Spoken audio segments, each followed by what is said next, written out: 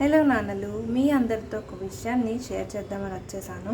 వారంలో ఒక 6 రోజులు మీకు చాలా చాలా ఇంపార్టెంట్ అయి ఉండొచ్చు. ఈ 6 రోజుల్లో మీరు చేసే పని వల్ల లేదా ఇతర కారణాల వల్ల మీ పిల్లల మీద అప్పుడప్పుడు కోప్పడుతూ ఉంటారు. వాళ్ళు ఏదైనా చెప్పడానికి వచ్చినా చిరాకు పడిపోతుంటారు. ఇలా చేయడం వల్ల వాళ్ళకి మీ మీద ఒక నెగిటివ్ ఇంప్రెషన్ అనేది క్రియేట్ అయ్యి మా నాన్నని నేను చెప్పిన వినరు, ఎప్పుడు కోప్పడుతూ ఉంటారు అని చెప్పాలనుకుంది కూడా చెప్పలేరు. ఇలా జరగకుండా ఉండాలి అంటే వారం చివరిలో వచ్చే ఒక్క రోజుని వాళ్ళతో క్వాలిటీగా స్పెండ్ చేయండి.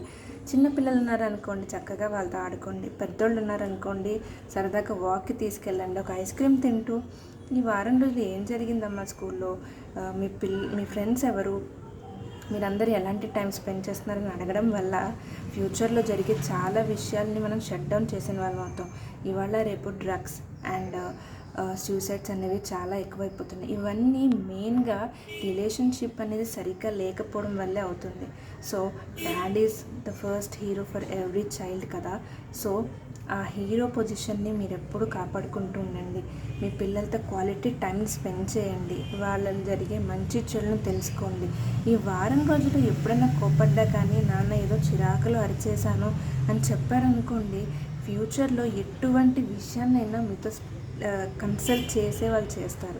So please follow this. Me